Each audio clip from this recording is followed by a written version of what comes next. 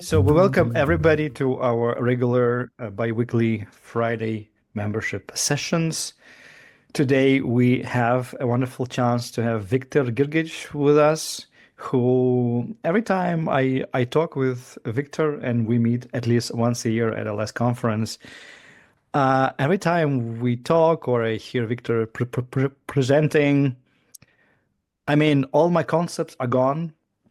I go through these stages, denial, anger, slow acceptance, and then integration. And then a month later, I understand what he meant by that. Almost happened with every topic I learned from Viktor. So please be open-minded today. And today, Viktor will give us a sales masterclass, I presume. And we probably will last in this call for 90 minutes. I know some of you probably need to jump off soon, but this session is recorded for you guys and you'll get the recording later, but we'll stay in this call for 90 minutes. Viktor, the stage is yours. Thank you so much for joining us. Your evening time, 7 p.m., is it, in your part of the world? Right? Yes. Yeah. How do you want things to proceed? Are you okay if we interrupt you, if we have questions, or do you want to do your thing and then have questions afterwards? No, absolutely interrupt. So especially because the group is not so large. So please do that. Yeah. Yes. It's probably going to be more useful. Yeah. And we should have enough time. So I didn't prepare like 100 slides or something. So it's a more don't worry. Okay. Shall I start? Yes, please. Let's start. People are still joining, but I think we are on the right track. And we see the slides, selling adaptiveness. We see like the entire slide deck. I'm not sure which. Yeah, is it the right screen view? Yeah. Okay. I didn't put it in a. All right. Yeah. Cool. Okay. So I guess many of you know me already, so I'm not going to introduce too much. I'm one of the less trainers, but I'm originally mainly a software engineer. And I've been a consultant basically my whole life, meaning that I work from a consultancy company or now from Odiv, or sometime I was also a freelancer, but always for a client. So I've been my whole life essentially working for clients, never internally. And So this meant that I had to go through the painful experience of making lots of mistakes when you're doing a sales, which is essential job of all of us. Whether you actually are called sales or not, it doesn't matter, and you probably agree with that, because there is some part of us, kind of a sales involved in that. Now I'll explain what I mean by sales. And especially from a consultancy point of view. Now, Alexei mentioned I'm going to do the masterclass in a sales. I'm clearly not a sales guy. And so this you could think, because he's not a sales guy, so why should we listen to him? Good point. If you want to know typical tricks and tricks about how to do sales and stuff, that's not really this talk. It's the talk is mainly about selling adaptiveness, which is how we do essentially our job, and a big part of that is what we call sales. But you might later on consider that not really selling, but actually doing proper consultancy. And so that's to kind of set the stage what we're going to talk about. So let me start with one thing, which I hope you at least get this one from the whole talk that I have, which is a book, Getting Naked. Anybody read the book, Getting Naked? No, but I'm getting naked already. Don't, please don't. So it's a book by Patrick Lencioni. He's a quite famous 5 Dysfunctions, etc. So he wrote also this book, and it's really good. So I would strongly encourage you to read the book. Now, my talk is not going to be about that book, but the book gives a much deeper fundamentals for certain principles, which my talk is based on also. So and so I would strongly encourage that every consultant, and I suspect most of you here are actually consultants in some form. You call yourself coach, maybe internal coach or external coach. It doesn't really matter. I call it all consultancy essentially. And this book is then really, really useful when it comes to that.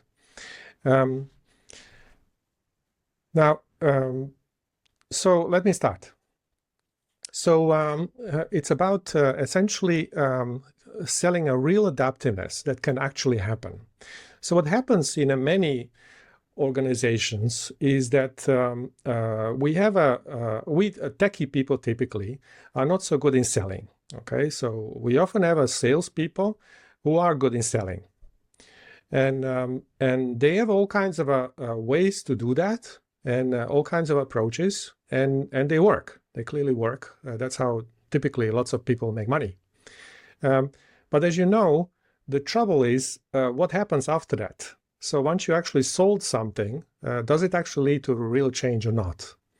Now, it turned out to be, depending on how sales is being done, how actually you enter the organization, it increases or decreases the likelihood that you're actually gonna do the real change.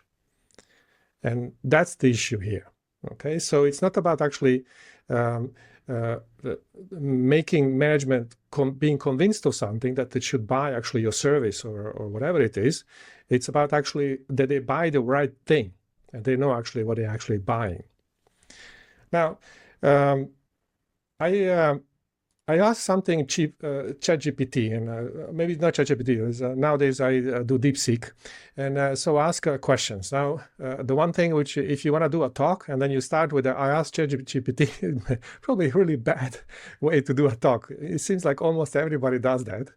So, but my point is not to learn from the result of that talk or the result of what the ChatGPT or whatever actually produces, but to actually, it's just for me a useful way to summarize an issue with the selling things. So I asked, for example, what's the benefit of adopting SAFe framework?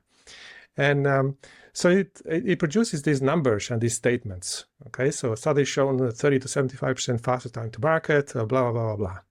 It shows the real numbers.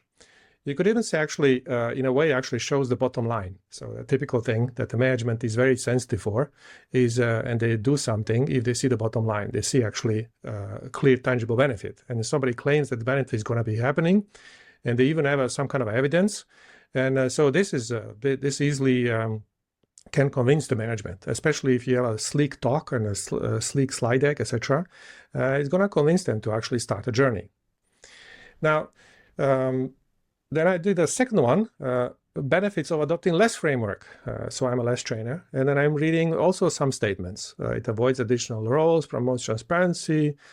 One statement turns out to be not really correct. Others are kind of correct, etc. So it's a very sleek statements, except there is no bottom line numbers. So that already doesn't attract the management much because, yeah, what's exactly the benefits? It's what I'm reading here is mainly blah, blah, blah, blah. That's how management typically looks at it. Okay. It's also very process oriented. Like it's about roles, it's about meetings, it's about reducing something. Yeah, it doesn't really, well, it says improved RAO in the end, but how is not clear here. Yeah. I mean, the management typically, they are not clearly not idiots. They're really smart, and they understand when you say improved ROI, then they know it's easy statement to make. But what the heck are you talking about? Everybody says improved ROI. Yeah, but sorry to say, putting concrete numbers out there is also very easy to do. Cannot be verified very easily, you know. And although it might be convincing, it's even more BS than maybe what's written here. I mean, let's be That's true. So the way management typically thinks, when they have done nothing else, if they have some numbers, then at least they get some kind of in their mind, it starts to be more tangible. And so they are assuming those numbers are not falling out of the sky, at least not completely. Yeah, that's what happens. Yeah. So, but you're right, I agree. Now, third one, I ask about product operating model from Marty Kagan, is nowadays very popular. it's a similar thing. It does what it does happen in the answer is basically creating this clever pattern. By focusing on blah blah blah blah blah, you get that. So by doing blah blah blah blah, you get that. So that's kind of like for management easier to digest. But essentially, yeah, it follows the same pattern. Lots of very clever statements to explain basically what some kind of a benefit. Okay. Now, so why do I talk about this? The problem is that all of these patterns, all of these approaches, they basically, what they do is essentially, I as an expert have a clever mind and experience, and I'm creating some kind of a brilliant idea. And these companies that I'm going to, they definitely will benefit by my idea. And I need to make sure that they understand that, and I need to make sure that they basically, if they understand that, they're gonna benefit by that. So essentially, position yourself as an expert in a certain way. Okay, so expertise when it comes to the solution, essentially, and so essentially is the same problem when we say we have an elevator pitch. Okay, so I don't like elevator pitches at all. So the whole idea of elevator pitch, I think it's flawed. And all this preaching, you need to create an elevator pitch. So because executives don't have time for you, that was the original kind of a story. If you're in an elevator, blah, blah, blah, blah, blah, then you have only the time to actually give the pitch. If the client doesn't have a time, actually, you started the wrong way. So if the client is not making time for you, okay, so and so now it begs the question: why certain clients, why certain top management doesn't have 15 minutes to listen to a certain elevator pitch, or barely has, but some others are spending literally 3 days plus several workshops with you to actually go through the whole journey of discovering what the heck you're even talking about. Okay, so it's not only 3 days; it's usually much longer than 3 days. And they don't say, I don't have time. That's actually the question. So what's the difference? How come some of them do spend time, others don't spend time? Okay.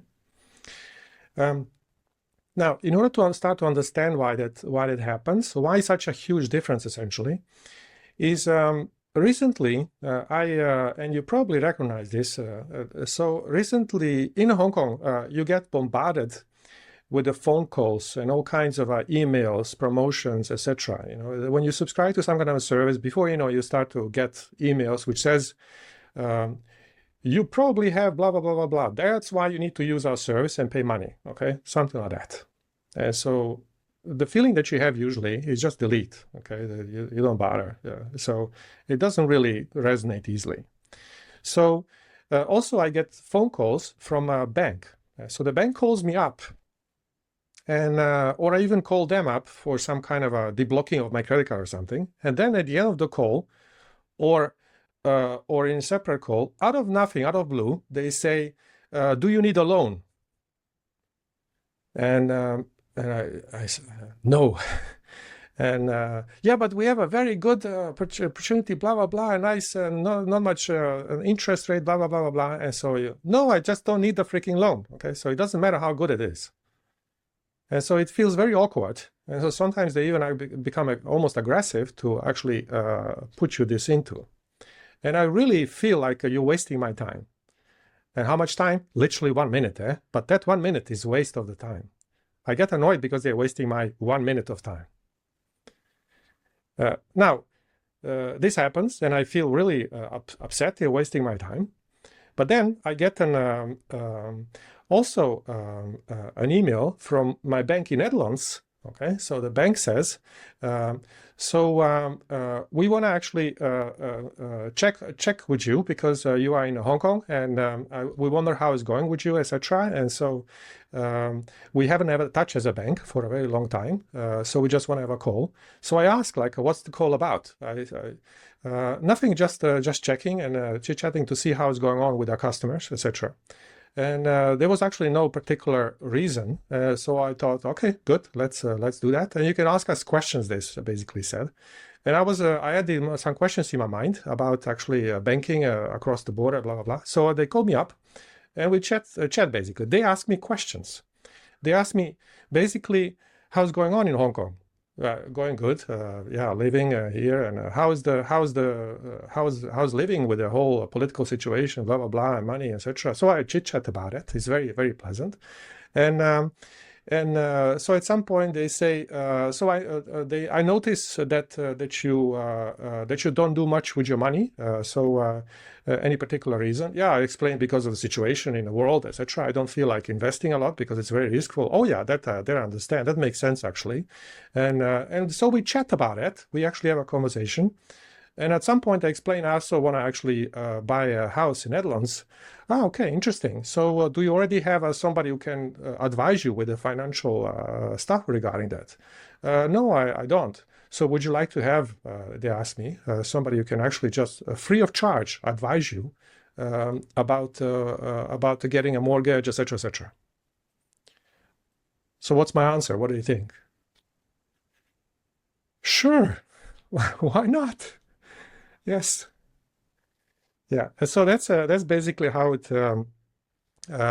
happened. And altogether, I spent actually a full hour on that. Yeah. Full hour I spent actually discussing with this guy and talking about it. And that's basically how it happened. Just a second, my iPad is making noise. And it's gonna be followed up by another probably hour or maybe even longer, and I'm spending time doing that. Yeah. Did I pay for something? No, I don't actually pay yet for anything, but potentially I will pay later a lot. It's a freaking bank. Okay. So that's what happened. Now, so maybe you noticed already a little bit of difference, and so. How does it relate to my talk and what I'm talking about?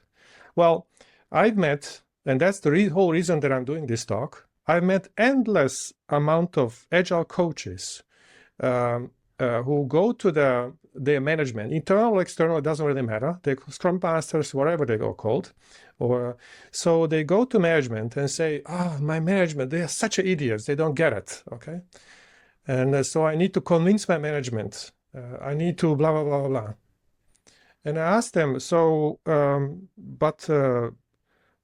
do you know actually what the management wants? And there is a silence.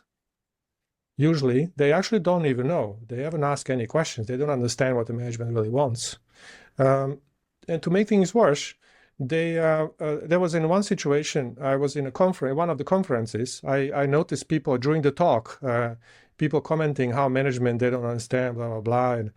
And I took the microphone. I wasn't even talking myself. I explained this very point. Like, do you actually know what the management wants? And somebody was upset and took the microphone also and said, "Of course I know. They only want more money. Okay, that's it.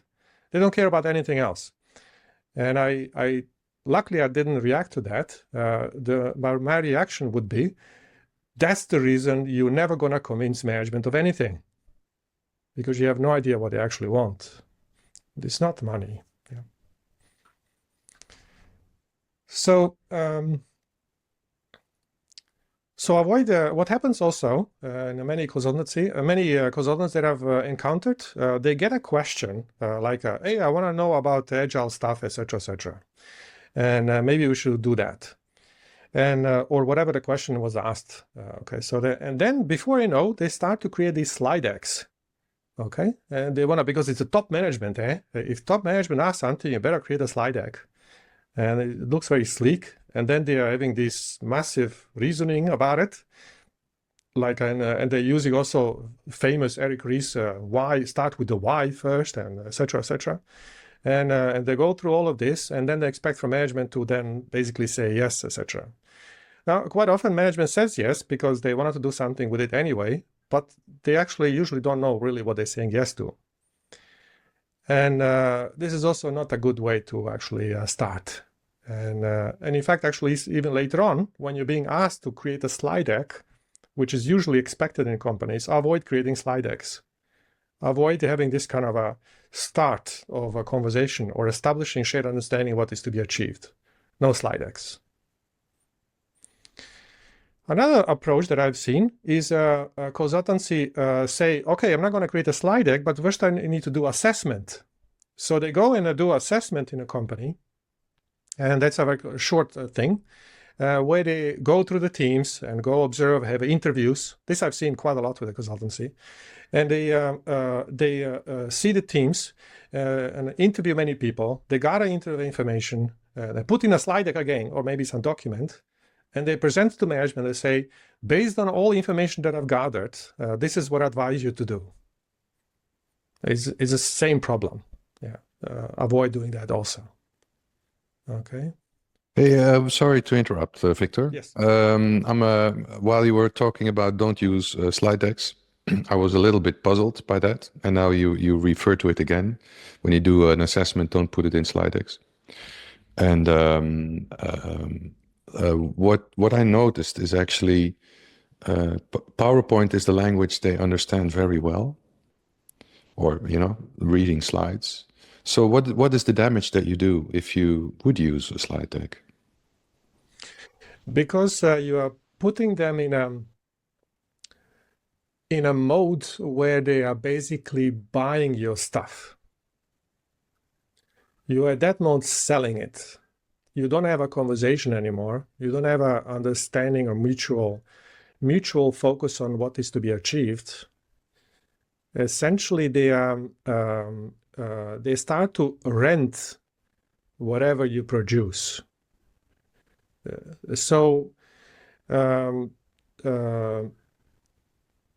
If you have a conversation and if you start to discuss together, then the idea of what should be the solution for their problems is not in the hands of the consultant, but it's in a conversation between two of you together. So it's both in the hands of a client with a consultant. So that's a shorter answer, but I'll get to much more to that. So once I explain actually alternative, how does it actually play out? We also have a hand from Olena. Yeah, my question, thank you. My question was that for assessment and putting these assessments and proposals to the slides, actually explanation why I don't do this, also what you mentioned regarding slides, right? So the main point that people don't own the ideas but rent them. Yes. And your vision that you need to have close collaboration in order to come up with ideas together, in order that they own the ideas. Yes, that's one of the reasons, one of the key reasons. But I will get to much more of that. Yeah. Yeah, thank you. Yeah. Now, this basically follows from the previous one also. When you start creating slides, you're basically creating the one who's creating the slides or content of the slides is the one who's creating the solution approach. That's an unavoidable effect of creating slide decks or documents. And so this automatically means that it's becoming your approach and not client's approach, essentially. Okay. So and so when you end up in a meeting with a management, and that part you probably recognize and have seen. So you're presenting the slides and you're explaining, telling that, and before you know, you're in a position of defending, right? So the management starts to challenge that. They start to ask questions like, "What about this? What about that?" And you might feel even good about it, feeling like I can defend this very easily because I'm an expert. I know a lot. Okay, so I have a huge experience. And so it doesn't matter what kind of questions they ask, I can give an answer. It feels really good. At that moment, you win. At the end of the day, they might say, management gonna say, "Well done, okay, so let's go for it." But you haven't achieved much actually at all, despite they say that. Yes, you get money, but where is exactly the ownership of the change? How likely they're gonna actually change their own organization? Not very likely. So Another one, if you are hired because client needs blah blah approach framework, in my case less framework, you are in trouble. So I had this less adoption where I was hired because I'm a less expert, less trainer. I achieved almost nothing essentially.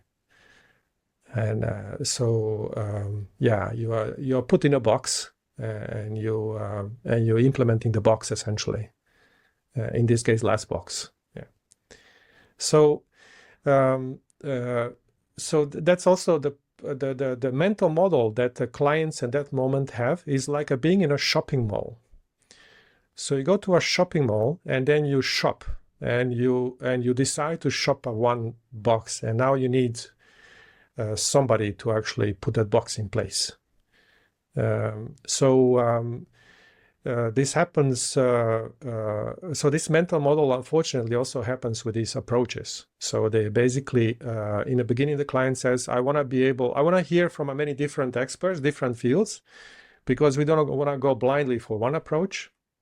And so they need to convince us. So everybody comes and then as experts start to explain what's the advantages of each of the approach.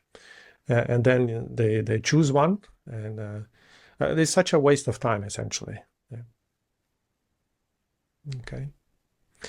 Now, what do you do instead?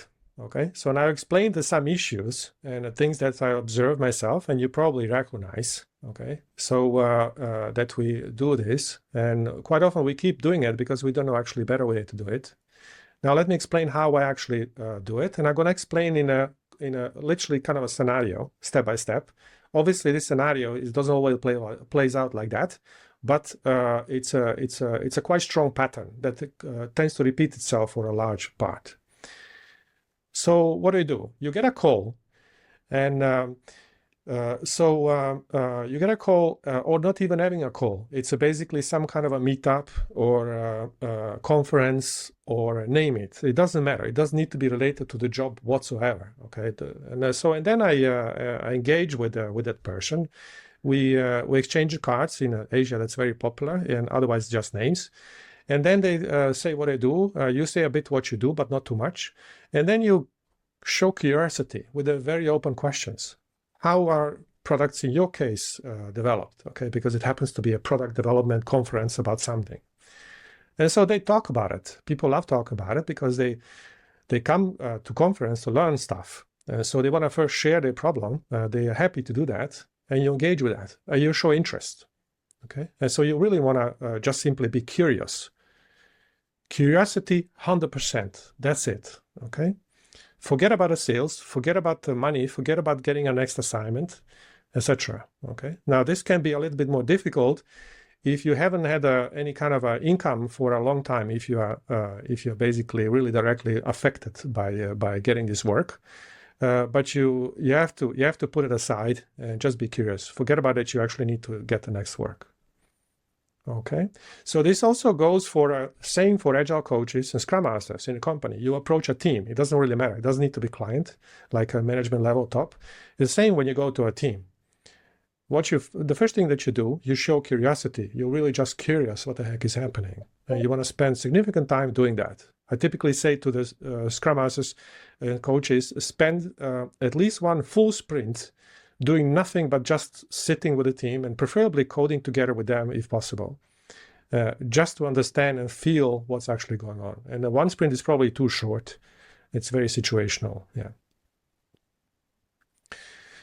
Now, acknowledge that you understand their situation. So it's not a matter of only just listening, but actively listening. So summarize quite often. As a form of a check, kind of like just to understand, you mean this is actually what happens. And what is really useful for those management in front of you, you summarize their problem, but in an expert way. Okay, so you actually make it more clear, because quite often when a management talks about their problems, they struggle with them. They talk about the problems, but they actually you can feel they are struggle but grasping the problem properly. That's why I'm talking about it, because they're seeking some kind of a help in order to grasp the problem, in order to make sense out of the problem. So you're using your expertise, systems thinking typically, if you are actively in a systems thinking and lean thinking, and so you summarize with that expertise. Now, need to be careful not to use any jargon when you do that. Okay, you need to summarize without saying like you need to go to Gemba, that kind of a nonsense. Okay, or you need to measure cycle time, lead time, blah blah blah, and etc. Or your lead time is too long, and this is not a summary. Okay, so talk their language, not your language. Okay, so to talk their language, you need to just listen really really well. To pick up that language essentially. Okay. Now. Then the next step in that conversation, what happens typically in that conversation, might be not enough time or whatever. If you show that you are really curious, if you show and you demonstrate that you actually understand their problem, this is already halfway through, because the management typically at a certain level, they struggle first and foremost that not many people understand them.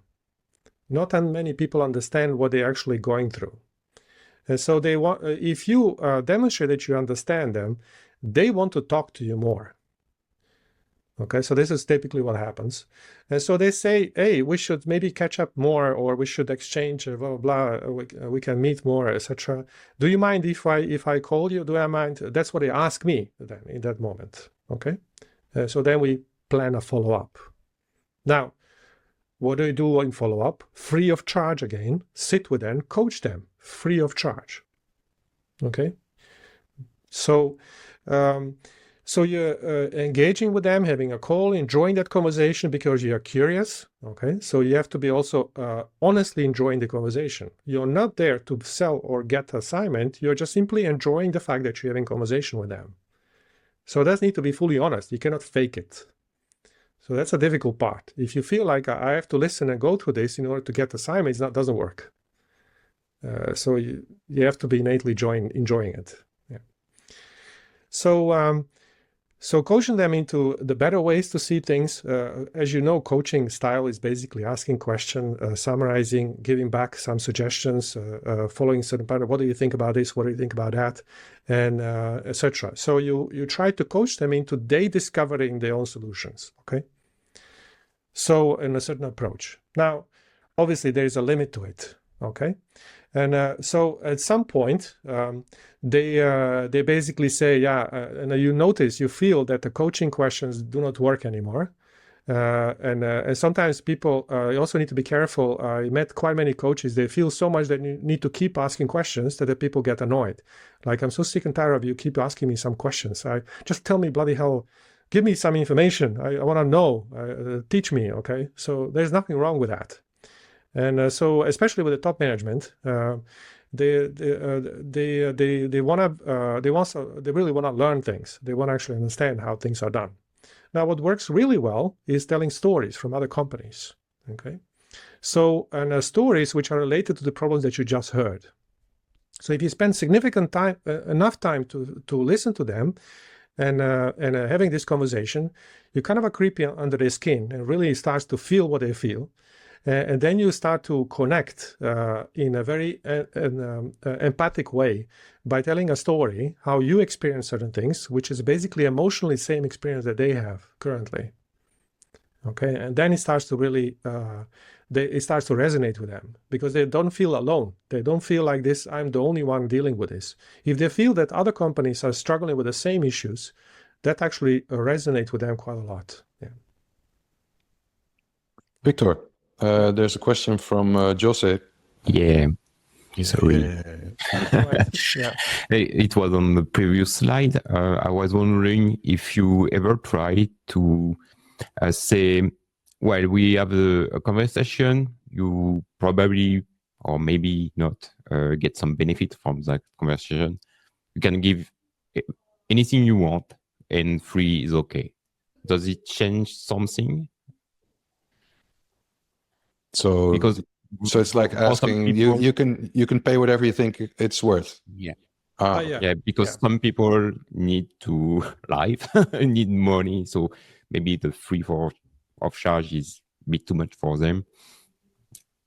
So Indeed, to answer that directly, the question, yes. So they can pay whatever they want, but I'm not doing it at this moment. So I do that approach, that I approaching the clients, and they start to immediately start the conversation. Yeah, Victor, we would like to have you, but we cannot pay a lot. Never mind, you're gonna pay whatever you want as soon as they say that. So you pay whatever you want to pay, and they usually reaction is a bit discomfort, but it's okay. So at some point it's crossed. Yeah. So so to give that answer, but at this stage I'm not doing that yet. If at this stage they start to ask, okay, let's talk about how much you actually cost and what's going to be a fee, etc. I at this stage say, no, let's not do that yet, because I have no idea how I can help you and if I can help you. We're just exploring. I'm just curious.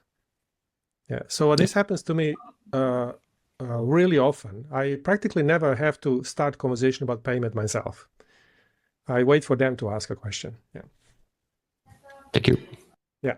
And by far the most people, almost everyone, at some point when you help them through these conversations quite a bit, everybody starts to feel uncomfortable not paying you at that moment. So they start to bring it up. So yeah, so tell the stories and what was the result, and also especially the last part and how difficult it was to get there. This is really important, because what we are teaching, again, this talk is about adaptiveness, selling adaptiveness, which is, as you know, without organizational change, good luck with that. There is no easy way into it. Okay, so it requires painful changes. So they better know that immediately in the beginning, and also know that it quite often fails. So I also mention, so that many engagement that I've done, original intention to achieve, wasn't achieved, and then I explain why it wasn't achieved, and so they know that. Yeah. So now once you explain that, you switch back to their situation. So and you reflect upon that the story that you just told, like let's say a bank, and a bank is struggling typically with all kinds of bureaucracy, project management, etc., etc. So you say, I've seen the similar thing, and this is how it played out, and this is what we achieved to do, despite it was a very bureaucratic bank, a very big one, and so on and so on. So and your situation seems to be similar, okay? And it looks similar to Nu, but I might be wrong. So I would like to understand more, because in their organization, this is what they set as objective to achieve.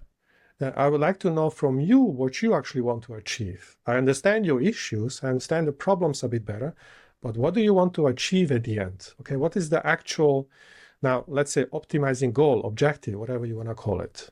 You want to explore that. Yeah. So you then need to lead them into discovering and making this clear. Now, typically they start with, I want projects to be on time and within budget, okay? And then you need to continue that. Yeah, but what do you mean exactly, and etc. Given that what you just now explained, so the issues that I notice in other companies are typically much deeper than just forcing to be something on time and within budget, okay, and so on. And given that the reason why typically they're not on time in budget is because they're running hundreds of projects at the same time. This means if you're gonna keep running 100 projects at the same time, it doesn't matter what you do, it will be a mess when it comes to within budget and on time, yeah, etc. So this is kind of a conversation you lead by using that terminology. Okay, so you talk on two levels. One is basically on organizational level. So what does organization want to achieve? So you're using information they have about the organization. And sometimes you need to challenge that a bit, because they have assumption about what other people also think an organization should do. And you also want to know what the management, if you're not talking about to the very top of the management and you talk below, you ask them, so how does a board look at the problem? How does the management look at the problem? So they need to put themselves in the shoes of their own management to share with you what actually management, what the company really wants to achieve. So you need to check to get a sense of what the company generally wants to achieve. And maybe the company doesn't know what they want to achieve. Maybe it's just a mess. So then you know that too. So you know basically that everybody wants a different thing. Then you know this is a problem, that they actually don't have alignment what they want to achieve. And so that's something that needs to be done.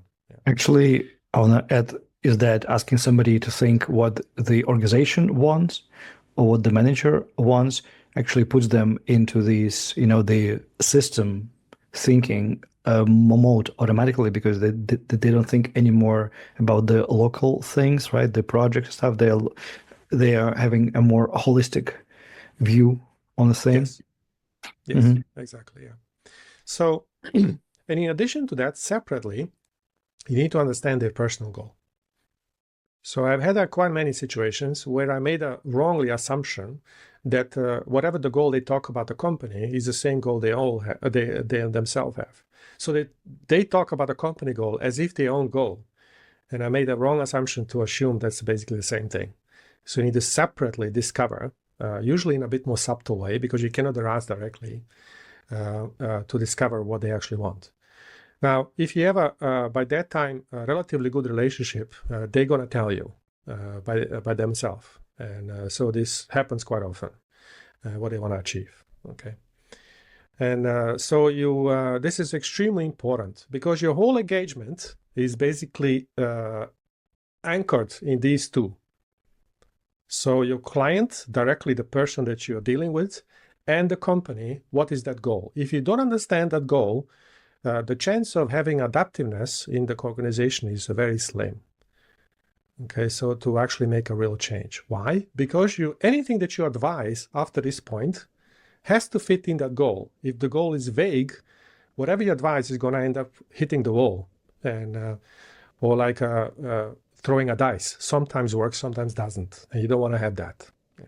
Viktor, I like how you frame it. You are essentially saying that you as a consultant have like two clients, right? One is the company, you can say, and one is a person who probably might have her, private objectives, getting a promotion or something, which is okay because we all are humans. And now the question I have is, well, the session is about selling adaptiveness, right? And I hear actually very rare that people are able to express the desire for adaptiveness at these level of discussions. They still want to, have like adaptiveness seems to be already is a solution to their thing. So would you expect them to frame adaptiveness themselves, or would you put it into their mouths, so to say, as a solution that might, make them be successful with their goals? So I definitely don't put in their mouth, but I might use a word which they don't use. It's just a matter of semantics then. Let's take an example of the reality is much more complicated. So let me explain. It's a good question. So it happens really often. They are very far away from adaptiveness as a request. So they say things like, I want my projects to be on time within budget. It has nothing to do with adaptiveness. Why? Because that's the pain they feel. Yeah. And so then you need to basically, one approach is to say, have you already tried and to actually get project on time within budget? The answer is pretty much always yes. What kind of things have you tried? And so this is a little bit manipulation, by the way, but I don't mind it. So what kind of things have you tried? So they explain, we try, I don't know, yelling harder to people, blah, blah, blah, blah, blah, all kinds of things they've tried. Okay, better project management, better this, better that, etc. We tried different frameworks, this or this or that. Okay, and then you, okay, given that you tried, and I've also seen many companies trying similar things, it doesn't lead actually to solving that problem at all, because the underlying problem is somewhere else. And underlying problem is the way you're structured. It's a way more complex. And so other company, and then I give a bit of a tip of the iceberg and I explain other companies how they solve that from what I know as expertise. So I'm not claiming that I have the only solution, but this is what I know, is by actually, for example, then consolidating the project into a single prioritized list, and making decision what's really important and what's not important. And so to give an example, this is what I've seen in other companies. This is how it plays out. Now, because this is what I just now explained, involves lots of different elements, so it requires actually much deeper understanding, and so it requires understanding how that happens. It involves lots of things. So, and they become curious. They want to know more. Okay, so this is basically, you say at the end, what you want to achieve is ability to change priority, because when you say these projects are important, the next moment something else is going to be important. And if you want to do that, change priority from one day to another, that means your organization also need to be able to adapt. And so this is what we call organizational adaptiveness. And so if you improve organizational adaptiveness, it will positively affect your problem of not being able to deliver on time within budget. Yeah, so essentially I hear you are hearing the problem, and then you are telling the stories of other organizations. And because your goal is to find clients which would like eventually increase adaptiveness, because that's your domain of expertise, you would try to explain them, right? How high adaptiveness would solve their problem or reach the goal that they've just mentioned. So you actually somewhat educating them to find the connection between the goals, which are on this slide, to adaptiveness being this, vehicle to, is it? Almost, yes. So almost, it's the only part which is really crucial. My goal is not to introduce adaptiveness. My goal is to solve their problem, and adaptiveness can help with that. I could have used different examples where adaptiveness doesn't help. Okay.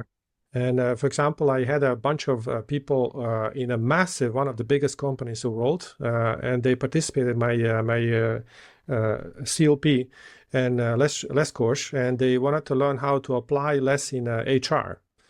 And HR is literally an organization on its own. It's huge, and they're creating trainings, they're creating this, creating that. Is massive, and they wanted to apply less. Then the goal is not really adapting as they have. So, but I still then explore with them, teach them systems thinking, lean thinking. But at the end, I didn't push for adaptiveness. So that's always only a tool, essentially. Yeah. Yeah. So, so avoid explaining your offering. So, for example, they typically, because they're so used to consultants, you are in this conversation, and before you know, they start to ask, "Yeah, but Viktor, you didn't tell me what you have to offer as a company, and so how can you solve my problem, etc." And so you really want to move away from that. And the way I usually do that is I say, I'll get to that. Let's first continue. I want to understand more of your problem, and you postpone it or keep it really to the minimum. Okay, you give a kind of a tip of the iceberg, or you say, like, in order to really understand this, you will benefit by definition, is that we have a bit of education. So like a less course where you understand systems thinking, lean thinking, all kinds of things. And so this is going to be benefit by definition, whatever you do. So that's the offering that I literally say in 10 seconds. And at some point, yeah. Probably, Viktor, if you make it very elaborate and you're going to give them like a large list of things with lots of zeros behind the numbers, they're going to go like, oh, you get just more, problems, because it's all built on nothing yet. Yeah. There's not enough information to talk sense about what they really need. It would only satisfy that need that managers mostly have. Is the way I recognize what you're selling, is that they want to make sure that upfront they already know the stuff that is unknown. They want to be in control of what's going to happen. And probably when you give that offer, as you seem to be experienced and knowledgeable, that will give them the false security that now they know, what's going to happen. Yeah. Yes, exactly. So you, hence, it can be sometimes a bit challenging. It's actually not that much if people love being listened to and love being understood, and you kind of are getting somewhere, and if it feels good. So then you basically keep the ball where it should be, which is on the problem of the client. And otherwise, if you, as I just explained, start to give them slides and explanation, then it completely shifts into the mode of you selling basically some kind of approach. Yeah. And then you need to defend it and et cetera, et cetera. You end up in the same problem. Yeah. Yeah. So at the end, most top level management, they act, especially the higher the level, the more this is the case. They're really not interesting to know what less is about or what safe is about or whatever. They don't care. Yeah. So they want to know in that conversation, are you as a person capable to understand my problem properly? And do you have expertise to deal with this problem? Now, if you are capable of understanding the problem quickly and accurately enough, this for them is a good sign that you're probably also able to solve my problem. Because this is a demonstration of expertise by just simply listening, actively listening. So this is number one reason how they, for what I think, how they actually choose an expert. Okay. So I never ever got tested on my knowledge of Scrum or Agile or whatever in the past, I don't know how many years. Yeah, they never asked that. So when you hear certain things from them, after you explain, for example, I think you need to consolidate, let's say, let me use that example, but it can be endless examples, you can imagine. You're running 100 projects, and you want all of them to be actually on time within budget. Okay, and then you say, if you don't start making choices, it's never going to be happening, etc. And then they say, no, but I still want it. Okay, so I want it, and this is what I want. Can you help me? Can you make it happen? Okay, that sometimes happens that they make this kind of a statement. They feel like they are in charge. They're deciding what they want. You're the one just executing what they want. At that moment, it's important that you challenge. Because your job is actually not to do what they want. Your job is to solve their problem. It's basically the same as in let's say, feature teams. They are solving customer problem and not just executing items on a backlog. Same for us consultants. So we need to make clear that given the problem that you have, if I do what you want, we will not solve the problem. Yeah, this is not a choice, obviously, for a customer in the way I just formulated. Meaning, if I'm not going to solve the problem, I'm not going to engage. I don't say the last part, but it's kind of obvious. Yeah. So this, ironically, creates another level of respect they have for you, always. Yeah. I think it's a very powerful slide you have. Just would like to pause here and let everybody appreciate that. So essentially, Viktor, you're saying that you've learned about this situation. You kind of understand high-level problems they have in the org. You kind of coach them to know and to let them better understand the objective. And now they also usually come with a solution because they have been looking for a consultant to do that and that. And they had this idea that would have solved their problem. And now what you're doing, you are systemically disassembling their context, explaining them that probably that solution that they had in mind is not going to solve their problem. So you are arguing not about the goals or the objectives, but with the solution, which is likely not systemic because it was just created by them from one point of view, right? Yes. Yes. Mm-hmm. As you can imagine, this works only if you really well understood the goal, because you're connecting to the goal, anchoring to the goal. Right. Yeah. Now, and this is the key. So it is basically what we just, there's another addition to that. If their requests are not consistent with the actual goal, you have to challenge it. And so these you need to go even further.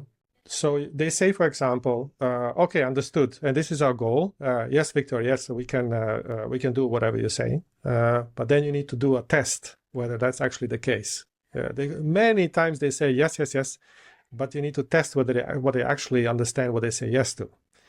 So the famous statement that I heard a long time ago from a friend of mine, Michael Franca, is basically said, "Do you understand what you're getting yourself into?" That's a thing that he always says to the management, and be careful what you're getting yourself into.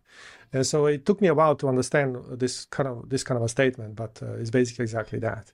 So what I do practically, I set conditions. After understanding the issues, etc., I notice they need to be ready to do certain things. Are they willing to do that? It doesn't mean that they need to do it immediately, but is there a willingness to go so far? Are you willing to basically break the silos at some point? Are you willing to challenge the status quo regarding the roles and responsibilities, to simplify the organization? Are you willing to go that direction? And and sometimes they say, I don't know, I'm not sure. I'm not sure if it's needed. That's okay. So it will become obvious it's needed. But when it's obvious that it's needed, are you willing to go that far? Okay. So you have to have a way to kind of a test before you start even engagement, before you even get paid, essentially. And Joe's in the chat is taking this even further. He is saying, and Joseph, feel free to speak up. You are saying that you need this approach not just in the beginning, but you also should use it along the way because, right? Yes. And the question you have in the chat is like, well, how do you quit then if at some point you realize there is no consistency between the solution and the goal? Is it a question? Let me see. It's the last one, right? Yeah. Yeah, it's a question. I've been in that case, and maybe I didn't took the good approach. So, want to listen to you.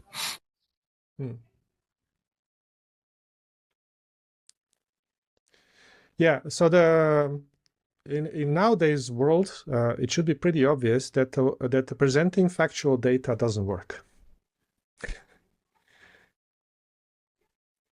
Yeah. Facts don't work. Yeah. And so typically, especially with the management, they get even annoyed by that. Yeah. And so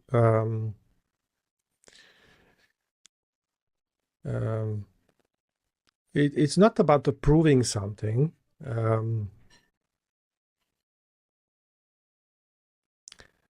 Also, so maybe you can explain your question, by the way, because what I'm explaining here the whole time is not really they don't want to listen to me.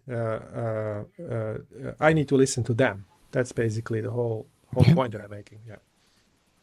Yeah, but if at some point you listen to them, you understand the problem, you even have factual data that confirms that problem, and you try to experiment some stuff that you really think as an expert could solve their problem, but they don't want. For example, I have been one time on big portfolio. They were keeping to say that they couldn't manage all these projects in the portfolio. It was too much. And actually, yes, it was really a lot. Maybe team were having like 5 or 6 projects at the time. There was a lot of multitasking, multi-switching of context. And I just say, well, one simple thing is to postpone some project. Just limit your project whip.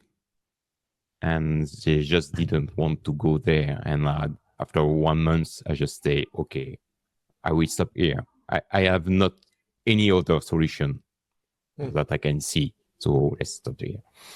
Yeah. Okay, understand. So, so the first thing is understanding why they don't want to postpone. Yeah. So that's actually a very common issue. I generally don't advise to postpone or stop the projects. Because if you're running 100 projects, the problem is not that you need to stop some. The problem is they have no idea what the heck is happening, what's going on. So when you're running 100 projects, this is the number one thing that the management wants when they're running 100 projects is visibility. Yeah. So so if there is no visibility and not enough information about knowing what to stop and why, they cannot stop. They can't do that. And also, what's the effect on a system, meaning organizational system, if you stop few projects? And then you also have a stakeholders complexity, maybe, I don't know, that these projects are started and driven by all kinds of political stuff, etc. And that knowing that, so they maybe that's the reason why they don't want to stop, etc. So really understanding this dynamic. So usually it's much more complicated. So yeah. Anyway. Yeah. Okay. So another one, avoid convincing negotiating change. So for example, you say at some point, my suggestion is to have end-to-end customer-centric teams. So just to take an example. And manager said, I don't see how we can make that happen. Can we go ahead without change in team structure? Yeah. So yeah, in that situation, you are immediately in some kind of a negotiation position. So you kind of are compromising and it feels uncomfortable, don't know what to do, blah, blah, blah, etc., etc. So instead, apply a bit reverse psychology. And as you want to achieve this goal, I don't yet see how it can be achieved without structure change. Do you see alternative? Or maybe you want to seek somebody else who can give you alternative. Yeah. So you're basically very politely stating ultimatum. Yeah. Yeah, so you're not essentially negotiating with them. No. You are trying to challenge their negotiation need, Yes. which is downplaying the whole idea that you've been developing with them, right? Yes. Yes. Basically, you're holding really tight to the being consistent, being congruent is a better word, congruent. Because on one hand, you say that you want this, but you're doing that. And so you simply explain in these words, there is disconnect here. But you leave it open for them. Basically, you're not saying I'm the God itself and know what's best for you. You're saying this is what I think it's best. If you think it's, and I don't see other option, because I'm also an idiot. I don't know everything. So you might seek us elsewhere advice. Yeah, but do please seek advice. Don't just do something. Yeah. So at one point they ask in a conversation if this goes well, and so what are the next steps? Okay, so they ask. I don't say, hey, shall we move to doing payment and blah blah blah blah contract? No, I really avoid saying that. I literally never have to say that. Yeah. So they actually say themselves, and they want to know to what's the next step. And so they say, or people surrounding them, they say, oh, but this is a less expert. Are we now making a choice for less? And no. Yeah. So you really want to get out of that space at all. Okay. So I literally have now the less adoptions for the past many years, which I never sold as a less adoption. I never had to sit with them and discuss and convince them to do less, or they never made a choice to do less. That's basically funny, but it's actually less adoption. And so that's how it happens. Yeah. And I had, especially when you're dealing with the head of IT, and then he says, oh, in the meantime, I've talked to my IT people, and they actually are more in favor of SAFe or whatever. It doesn't matter. So we need to talk about what's less bad about. Then I basically say, shall we talk about more important stuff, like the problem that we need to solve and how we actually can solve it? Yeah. So then it's important, really, before doing anything, you still haven't sold anything yet. they get a bit of a trust that you know what you're talking about. You're also able to explain. They also learn from you quite a bit. Then you suggest to do education. And this is the part that they obviously need to pay. Okay, so because there is in my case, quite often less course, CLP, but it could be something else depending on a need. Okay, it's not always the same. Yeah. You wanna educate them, and in order to make an educated decision. So before the less course, you basically say, I promise you that the less course will benefit you in additional insights of how to deal with your issues. It's going to be worth your money, okay? This is my commitment that it's going to cost money, but it's going to be worth the money. But after that, it doesn't mean that you're going to do what I tell you, but it will definitely help you in seeing things much better. And so this is basically to prepare them for decision-making, that you already say, no, we're not doing less. Because you really want to postpone that as long as possible. And you just want to learn a lot and then make an educated decision. Yeah. Hey, Victor. Yep. As you were touching upon these frameworks and the sticker you have on your forehead saying less, yeah. I do want to preach from my own church, of course, and say, yeah, that's exactly where org topologies can come in handy, because it doesn't provide that explicit direction. It's just helping. It's a tool, right? That where you can have during these conversations in an easy way show systemically that the choice they make for their org design will depend on the goal and the market they have and the market they're in. You know, if you're in a very volatile, fast market and you need to do a lot of experimentation, you need a different org design than when you're in a saturated, overregulated market like banks. So depending on those criteria, you could help them to visualize and to show and to reason what it is that for them might be the best choice. And that might lead to an org design that they want, for which you are totally not into, of helping them. And then you shake hands and say goodbye before getting you into all kinds of trouble, you know? So. Yes, exactly. So that's why as org topology is then really useful, because it's a way to kind of see things much more clear and to make a more educated decision about which direction to actually go. And that decision is still not some kind of a framework. It's basically a decision how organization should look like, in which direction are we actually going to evolve. Yeah, exactly. Yeah. So any other question, or shall I continue? I'm not following. There's a question which doesn't need to be answered now, but it's a good reframing, like you're speaking from the, of course, position of an external consultant, and that's your approach. I think people would be interested if you can also shed some light how you would apply that being internal. Because you also need to challenge, but you need to be more loyal, I guess, at the same time. So, yeah, how do you combine those? So loyalty, I don't think it's different for internal or external. So you are loyal to your client in a way that basically you are there to solve the problem that you're being hired for. But it's when you're internal, it isn't really much different. So typically, before you join an organization as internal, I advise people to have this conversation, and also as a consultant in the beginning, like let's make a sort of gentleman's agreement, as it used to be called nowadays. So where you basically talk about what do you exactly want me for, and so what I'm here to achieve, and so what do you want to achieve with me? Okay, so to know from a management, especially what do you want to achieve with me, basically. And so this is an important question to ask.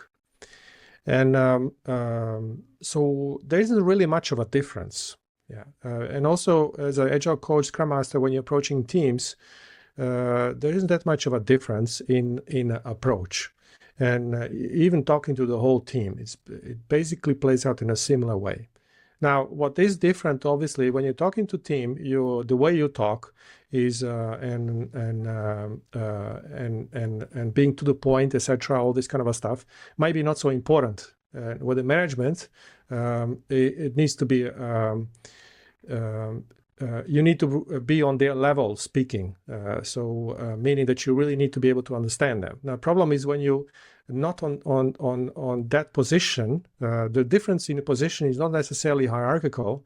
It's basically that you're not part of their world. You don't understand their world. And that's the difference. So if you spend energy to understand their world, you're basically on their position, unless you have some kind of asshole who doesn't want to talk to people below his level. But that's rarely the case. Yeah. Yes, I think it's a great reframing. Yeah. Thanks a lot. Essentially, you're not different because it's a matter of creating a contract Yeah. of some sort. Yeah. Yes. Yeah, but on the other hand, though, the downside, and Jose also points that out, the downside when you're internal is that you have this career. So if you are going to move into this position as an internal where you challenge, that might maybe compromise career possibilities. When you're an external, you just switch and you go to the next assignment. Yeah. Now, the funny part, I'm now mainly coaching basically people, individuals in the companies. So just today happened, actually this afternoon before the session, I was called by two internal people, and they said, "Oh, Viktor, we expected together with you to create a slide deck for the board, for the business owner, some board member who's owning the whole money budget, blah, blah, blah, for the project. And he expects a certain slide deck and blah, blah, blah. This is how he usually does. Otherwise, he's very picky. They start to explain to me that needs to be done. And at the end of the explanation, I said, I'm not going to do that. And they literally freaked out. So because they have to comply. So I'm not going to do that. I explain because the whole point here is that we try to simplify this kind of stuff and not everybody busy creating freaking slide decks. And so how did I solve this? I told them I'm going to talk to him. Oh, be careful, because good luck, they said. I sent even a WhatsApp message. I didn't even call the board member. I said, hey, I plan to simplify the way we report to each other, and I'm going to do it in a slightly different way as a part of my assignment to simplify this kind of processes. But you will get your update on progress, but it's going to be in a different way. Okay, no problem. People make assumptions about this kind of stuff too much. And so instead of just talking to each other. So it's a matter of confidence, obviously, and all kinds of personality thing, and being anxious, etc., etc. So that's obviously much more complicated. But logically seen or realistically seen, there is much of an issue. Just a quick timing comment. We are 15 minutes before the end of this session. Okay, so avoid discussing your fee. So if they ask, mention, so again, I already mentioned this. So, and otherwise to whatever if they feel that you're too expensive, just agree whatever they wish to pay. Okay. So don't make a discussion about that. So I just recently, I did this with a client. They basically, somebody in between asked me my fee. And when I mentioned the fee, they thought it's over. Okay, so they mentioned to the top management my fee, and I didn't. I mentioned that fee. I didn't know they're gonna actually tell to the client, so that was my mistake. I shouldn't have even mentioned to this guy my fee. And so they start the conversation. He's too expensive. This and that. Blah blah blah blah blah. And next time that I talk to the board and this management, I completely focused on the problem they need to solve. And in fact, actually, to make it even worse, the training, I made them pay much more than my fee. It's a training. And so they didn't even ask questions at the end. So it's kind of funny how this plays out. Yeah. So the reality is they usually pay more if you do this approach. Yeah, and I think the risk is when you claim your fee earlier, they didn't see the value yet. So they see only the cost side of the things. And of course, they can compare you only with the other average consultants they have been working with. So then if your fee is higher than average, then you are already in a losing position. So I guess the idea here is to show some value before talking about the cost, then people can do some value cost analysis in their head. Yes. So avoid sending proposals or presenting your approach with slide. I already mentioned. So proposal is the same story. If you, at some point, you have to write a proposal, but writing a proposal, only the stuff that you already discussed with the client. You basically do a proposal just summarizing your conversations. Okay. Fully align. So it has to be in service. I think I already mentioned. Avoid wishful thinking of so-called starting small. Okay, so you come in and you think the company doesn't actually really want to change much. So let's start with one team in a completely dysfunctional environment. And then you hope that later on it's gonna more possible. You really have to see how this is gonna play out. If you don't see it playing out in a better way, don't even start. Yeah. Another thing is that I noticed is protecting teams from management. That's just a really bad situation to be in. So I see coaches and consultants protecting teams because we are introducing agile, respect for people, blah, blah, blah, blah. And then taking side with typically with the teams against the management. That's just awful situation. Don't do that. Yeah. Your job is not to protect somebody. Also avoid being on some kind of a holy mission in a client's company to reduce suffering, bring self-management, get rid of command and control, and other very noble goals. Okay, those goals are great, but if the people smell that you're some kind of a missionary, they're gonna kick you out. Management really dislikes this kind of behavior. Yeah. Okay. Nothing wrong with the goals, by the way. It just that's not your purpose. Your purpose is solve customer problem. So I'm before the finish. So questions, more stuff. That was a surprise. It's been in the middle of the sentence. Yeah. I think So I that's thought I had another slide, but there was not. Yeah. I think it's been a very insightful slide deck. How to avoid slide decks. But eventually, I think the entire. I mean, you can see how many mistakes you did, and like in a good way, right? And how many different things you've tried. And I have to say, this approach is completely like opposite of what you as a consultant would think is the right thing to do. So, but there is a great, depth of experience here. And I think, what I really, if I need to, put it as a tweet somewhere out, I think for me, the whole idea is to focus on solving the real problem. And then, of course, you would need to learn it. You would need to stay interested. You need to show your relative experiences, and then you would challenge all the mediocre solutions, which will not eventually lead to solving this ultimate real problem. So it's focusing on the right thing, and I think that's what I'm taking with me. Yep. Victor, will we be allowed to share the slides? Yes. Good. Yeah. Any questions? Jose has a hand. Yeah, I don't know if Hector got an answer for his question about why factual data doesn't really work. But if he is, I'm actually, I want some complementary thought about this myself. What's the question? Why does? At some point you say factual data doesn't really help. Yeah. Facts don't use facts, you said. So why is that? Can you explain? The facts don't convince. You can use facts, but they don't convince. Don't use them to convince somebody or something. This also there's also little to do with the consulting. It's just in general sense, and I guess most of you, if not all of you, are married. You probably tried with your wife to use facts to actually convince her of something and that she's wrong. You know what happens, right? She gets angry, and so it's a human nature. And so we nerds typically think that the logic and facts that should be obviously at the top of level of convincing somebody something. Yeah.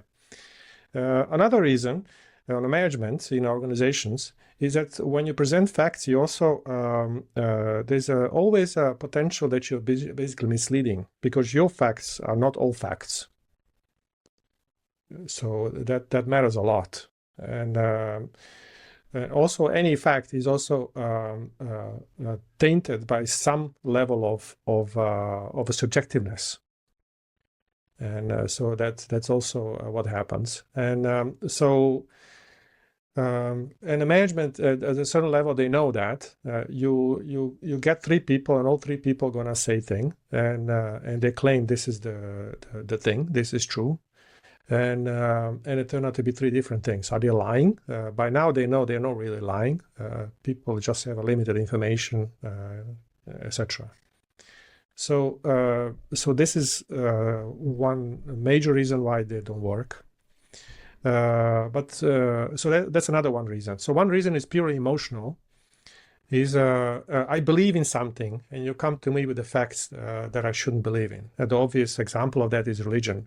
Try to use facts to the religious person. So yeah. Yeah, so it's not about the facts, it's about building rapport with the people and making them see that you are knowledgeable and you've done similar things before, and you are also transparent and not afraid to challenge them. And then you'll keep them essentially accountable for staying congruent, as you said, Viktor, to the goal they framed in the beginning.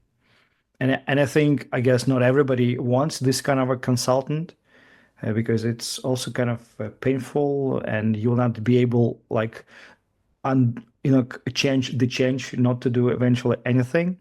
But I think for organizations who actually would like to get change going, that approach is fantastic because you are really speaking the right things that maybe otherwise people only feel but don't get, into discussions about.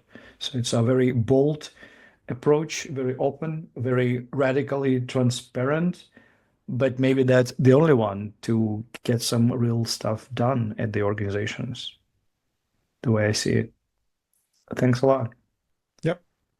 And going back to your title slide, which is selling, it was selling agility when we announced it. Now it's changed to selling adaptiveness. But after listening to your talk, it's not about adaptiveness, right? It's about just selling. I don't know. It's about creating that. You were using the word rapport. That's what it's about. Like, how do you make this connection for fruitful collaboration later on? I mean, it's not, even if they don't want to go to become more adaptiveness, all these things that you've explained to us will help. As long as you're a good listener and you can challenge them and you can build this relationship, then that's a good solid basis to do anything later on. That's true. The reason why I call it selling adaptiveness is because I notice it's practically everywhere that everybody, regardless of the framework or approach they're supporting, is struggling with the fact that agility, an agile way of working, is not really put in place. And the reason not is because real change is lacking. And which is quite painful. This is the seemingly number one reason why what we call agile is dead or agile is failing. Yeah. And I kind of wonder, like, what's the difference? What matters? And one of the aspects of that, many more, obviously, but one of them is how we approach it, how we sell it. And so you're absolutely right, Roland. Indeed, it's basically can be. Not only for adaptiveness, but in case of adaptiveness is especially important because if you don't do it like that, what's the alternative? And I dare to say that the likelihood of making a real difference is very slim if you don't approach it in a systemic way. Maybe there is a slightly different way, but yeah, that's the thing. Yeah, Jose just framed it in the chat as selling to problems solving, and I would add in a systemic way also together, like, or with the people whose problem that is. It's not about you solving their problem, it's about actually making them having all the tools and all the thinking tools, especially to solve their problem, because eventually they have everything they have the people, they have the mandate for org design change. It's not you, it's them. So essentially they have all the resources to go about solving their problem. And now that they're reaching out to you as a consultant, well, because maybe they feel like they need more convincing, or maybe they're trying to find an easier way out sometimes, and you're not allowing them to go to take the easier road, but you're really trying to make them see, well, there's actually, if you want real change, the only way is to actually do real change. Yeah. And yeah, going back to the book you've mentioned, how is that related? So yeah, so let me for the last few minutes, I just mentioned some key things. Maybe the most impactful for me was fear of feeling inferior, and so it's a bit of a brain thing. So you need to kind of digest to understand what it basically says. Fear of feeling inferior. So when you're standing in front of a management or a client, you sometimes ask you sometimes need to do certain things, or you don't know, so we have a tendency as consultants to position, to show how expert we are, and that we are actually superior in our expertise. And so we are afraid of the feeling that you're actually inferior, that you don't really understand the issue. And the point of this book is you need to get rid of that fear. You need to accept the fact that you're inferior. Okay, and so this demonstrates in all kinds of ways, like doing the dirty work. So all the really focusing what's actually important for the client, not about you. Even when you get a blame for certain things, take a bullet, even if actually it's a client's fault. Okay, so but you're actually taking the blame. You honor their work. The less adoption is not done by you, but it's done by the client. Okay, so it's the teams which do it, and not you. And this kind of stuff. So that just to take that one example, but there is so much more. Really funny in the book is asking dumb questions. Yeah. So the lesson from there, if you ask 10 dumb questions, 9 are gonna be not useful, okay, because, so they are just dumb, but one of them are gonna be really useful. And hopefully you get a chance to ask that 10th question after the 9. And the lesson from there is that don't be embarrassed by the dumb questions. Why? People tend to forget dumb questions. Mm. Yeah, don't worry about it. And especially if you have one which is really useful, people only remember the useful one. Yeah. I think I heard this term somewhere called Soshin. I don't know if I pronounce it right, but that's going towards a problem with the how a child would approach it, you know? Open-mindedness. Yeah. It's also like in the boardrooms, like everybody is trying to look smart, be smart, and avoid feeling embarrassed, all that. And you are actually modeling with an example that it's okay to ask obvious, maybe stupid questions, and sometimes it opens up, the space for more interesting ideas that are out there. Yeah. Viktor, thank you very much for staying that late, your time zone. It's been a blast. Thanks a lot. The video will be shared to everybody in our community. We'd love to have you back at some point. Sure. And see you in Amsterdam at the LS conference, I presume, later this year. Yeah. Thank you for having me. I very much Thanks a enjoyed. bunch. Thank you for your questions. Thanks a bunch. Bye-bye. Thank you.